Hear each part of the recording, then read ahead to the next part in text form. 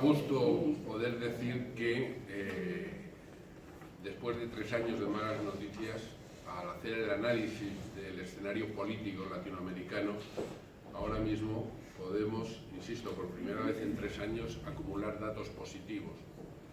Recordemos lo peor de los últimos años. En el 2015, la derrota chavista en las elecciones parlamentarias en Venezuela, la derrota de los peronistas en las elecciones presidenciales en Argentina, en el 2006 el golpe parlamentario contra la presidenta en Brasil y la derrota de Evo Morales en el referéndum para su reelección. Se anunciaba entonces que había concluido la denominada década progresista en América Latina y que, de hecho así estaba ocurriendo, la derecha, con la complicidad de Estados Unidos, se recuperaba de manera muy importante, sobre todo en algunos países, y se pronosticaba que esa recuperación iba a ser imparable y iba a continuar en los procesos electorales convocados en Perú, Ecuador, Venezuela, Chile y Honduras. Bueno, pues ha ocurrido lo contrario. Afortunadamente, la derecha latinoamericana, en su proceso de recuperación, ha sufrido un frenazo contundente. Hacemos un rápido recorrido, si os parece. En Perú, aunque al final ganó las elecciones presidenciales un candidato conservador, sin embargo, por segunda vez fracasó en su intento de llegar a la presidencia. La hija del dictador Fujimori, Keiko Fujimori, fracasaba por segunda vez. Y además en la izquierda se producía la candidatura del Frente Amplio, que lograba el mejor resultado electoral y político de la izquierda en Perú en los últimos 30 años. De hecho,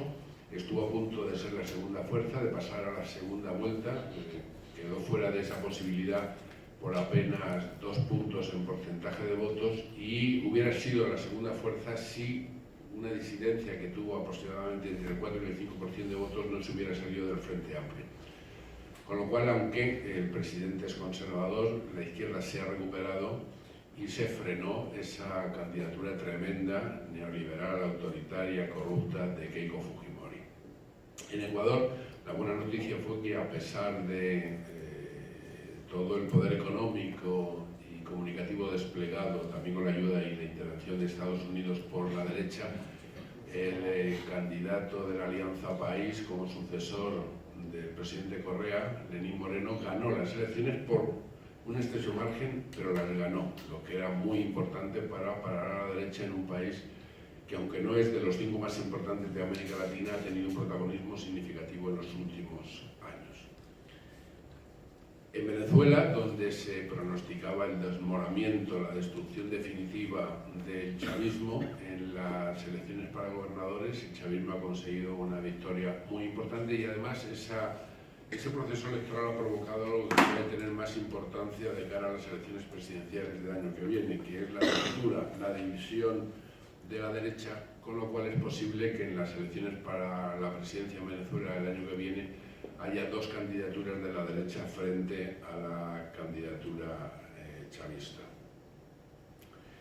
Y llegábamos así, después de esas situaciones positivas en Perú, Ecuador y Venezuela, a las elecciones de la primera vuelta en Chile, donde las encuestas mentirosas pagadas por los propios candidatos de la derecha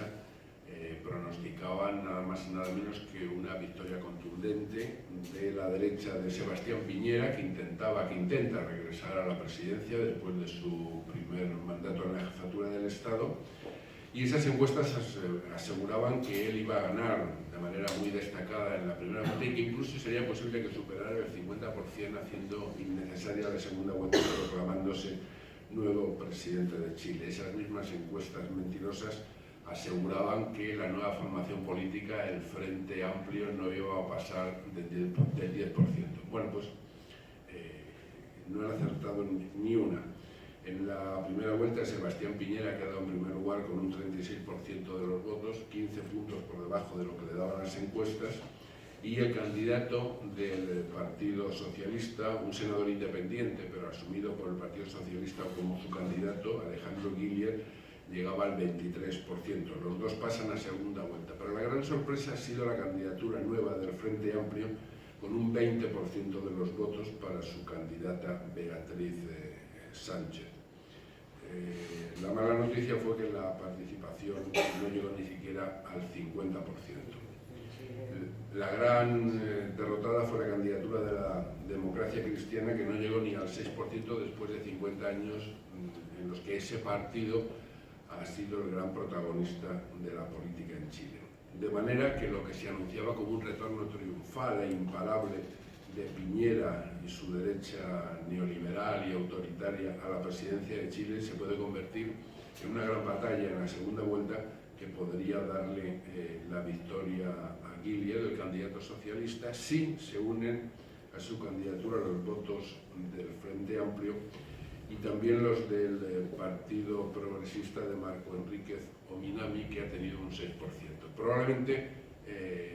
al final sean casi decisivos los votos de la Democracia Cristiana, que se podrían dividir entre los dos campos. Es importante este proceso electoral porque después de la caída de la dictadura de Pinochet es la primera vez que el Partido Socialista y la Democracia Cristiana van con candidaturas separadas. Hasta ahora siempre habían ido en una candidatura única, es decir, que en este proceso hay una clarificación de las distintas opciones y podría ser muy importante la victoria del candidato de la izquierda porque eso significaría algún tipo de entendimiento con las propuestas del Frente Amplio, que es un movimiento fundamentalmente joven surgido de las movilizaciones de los estudiantes en los últimos 6 años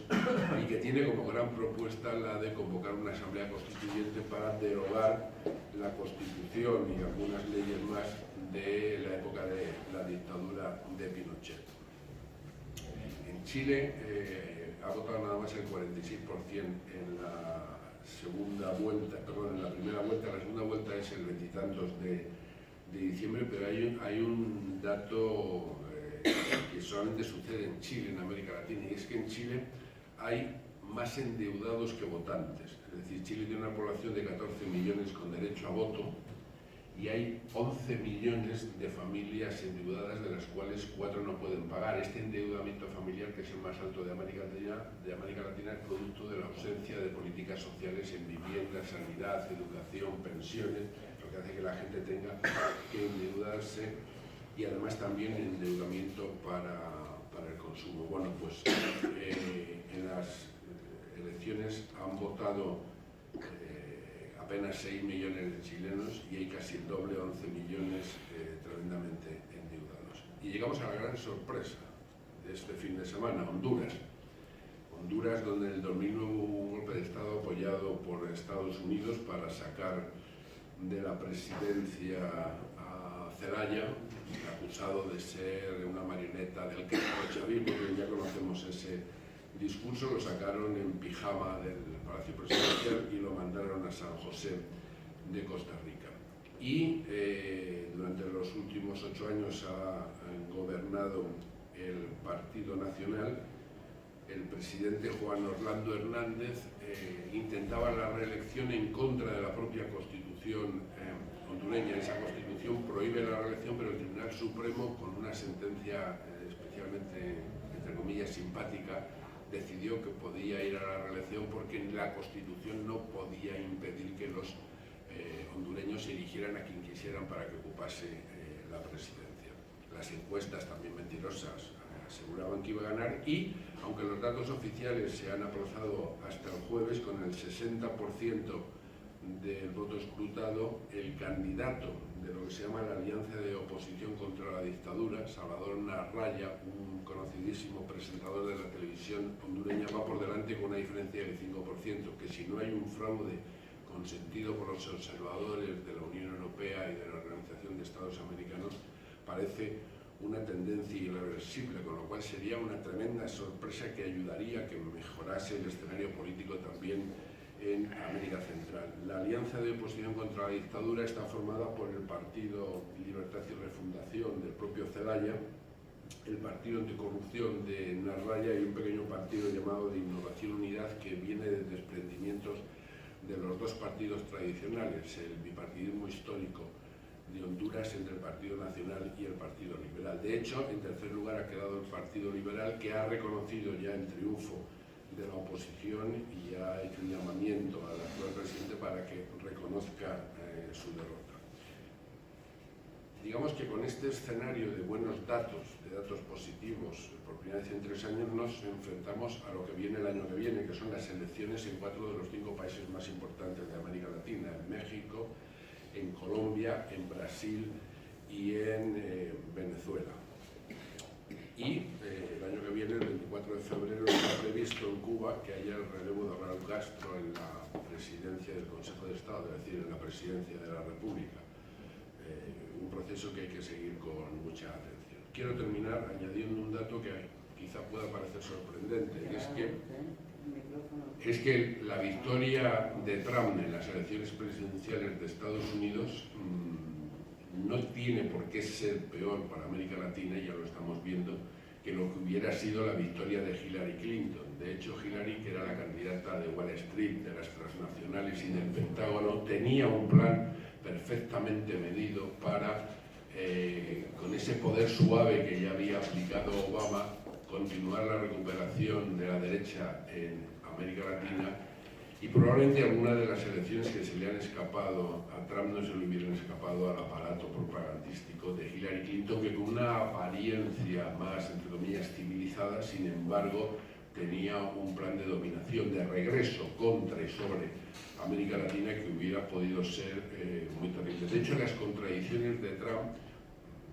el rechazo de los acuerdos de libre comercio o el parón a la alternativa del Pacífico con la que Washington pretende romper la integración de América Latina, las contradicciones de Trump pueden en algunos casos beneficiar incluso a la izquierda en América Latina. Pongo 2 ejemplos muy distintos. México, donde hay elecciones presidenciales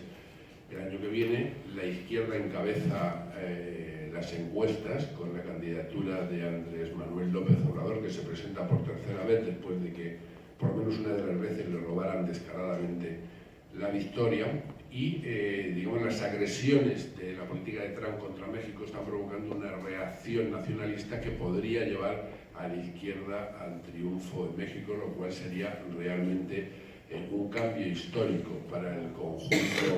conjunto de la región. Sin embargo, el otro escenario muy negativo será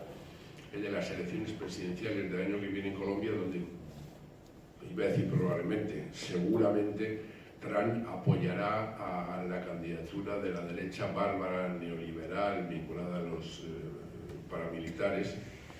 porque ese escenario de las presidenciales en Colombia es muy probable que se convierta en un segundo plebiscito, así como fue un plebiscito la segunda elección de Santos, en el que se votaba a favor o en contra de negociar con las FARC. Ahora va a haber una especie de nuevo plebiscito, de nuevo referéndum a favor o en contra de cumplir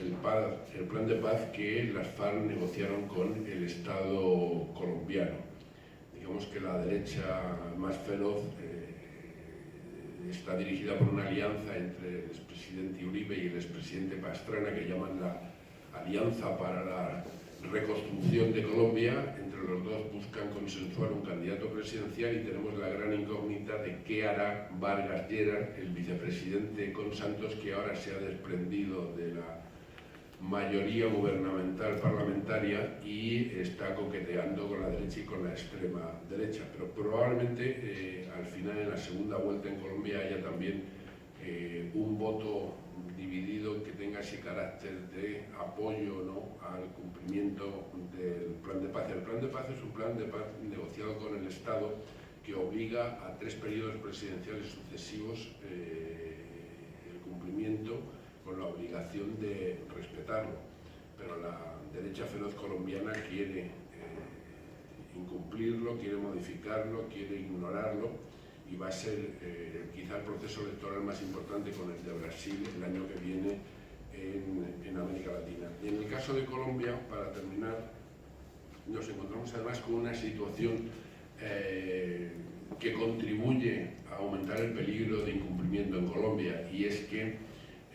cuando se produjo el proceso, cuando comenzó el proceso de negociación, los gobiernos de izquierda o progresistas de entonces, en Brasil, en Argentina, en Ecuador, en Venezuela, en Cuba, empujaron a las FARC a la mesa de negociación con el argumento de que la situación había cambiado en América Latina, estábamos en la década progresista, se podía conseguir a través de las urnas el cambio, como se había producido en otros países, incluyendo Bolivia también, o Uruguay, y esa fue una presión muy importante para sentar a las FARC en la mesa de negociación. Sin embargo, ahora, una vez firmado el acuerdo de paz, y cuyo incumplimiento han explicado perfectamente las compañeras, los gobiernos de América Latina, que entonces eran gobiernos progresistas, ahora en los principales países no tienen la capacidad o la fortaleza política para poder influir sobre Colombia, en el conjunto de América Latina, de manera que se cumpla ese acuerdo de paz. Tengamos en cuenta que las dos grandes plataformas de entendimiento para la integración de América Latina que los gobiernos progresistas pusieron en marcha en esa década estupenda, que fueron la UNASUR, la Unión de Naciones de América del Sur, y la CELAC, la reunión de los países de América Latina y del Caribe, están prácticamente congelados en estos momentos, y hay un intento de Estados Unidos de volver al escenario de la Organización de Estados Americanos para tratar de influir en procesos, sobre todo como el de Venezuela. El año que viene además también hay elecciones presidenciales, insisto, en Brasil, México, Venezuela y Colombia. Y además hay también dos procesos electorales que son países más pequeños pero tienen su importancia, en Paraguay y en Costa Rica. Y termino nada más añadiendo un dato, digamos, desde fuera de la región, y son elementos para tener en cuenta. Uno, que China llegó a América Latina para quedarse y tiene una influencia política y económica cada vez más determinante en esa competencia con Estados Unidos por ser la primera potencia económica mundial. En segundo lugar, que la Unión Europea tiene cada vez menos influencia en América Latina. Y en tercer lugar, que el gobierno español no tiene absolutamente ninguna influencia. El problema de España es que desde la transición en España no ha habido una política de Estado hacia América Latina, si entendemos como política de Estado aquella que se aplica a todos los países con los mismos criterios y siempre. Lo que ha habido, por lo tanto, al no haber una política de Estado en España, ha sido políticas de gobierno, o lo que es peor, políticas de partido, o lo que es muchísimo peor, y ha sido lo más frecuente, políticas personales. Políticas personales fueron claramente la del filipismo en su momento, o la del aznarismo en un momento todavía peor. Bueno, eso ha degenerado en que España en estos momentos no pinte nada en América Latina, y hay un dato que fue tremendo. Cuando se firma en Cartagena de Indias el primer intento de plan de paz, antes de su reconsideración después de aquel referéndum que se perdió por muy poca diferencia de votos, a Cartagena de Indias fueron los dirigentes políticos más importantes del mundo para apoyar ese proceso de paz, y por parte de España no estuvieron ni el presidente del gobierno ni el rey. Al poco tiempo se celebró en Cartagena de Indias también la conferencia iberoamericana, a la que sí acudió el rey y que utilizó sus minutos de entrevista con Santos no para apoyar el plan de paz, sino para reclamar a favor de una multinacional española que estaba envuelta en un escándalo de fraude gravísimo y de incumplimiento de sus contratos en el campo de la electricidad.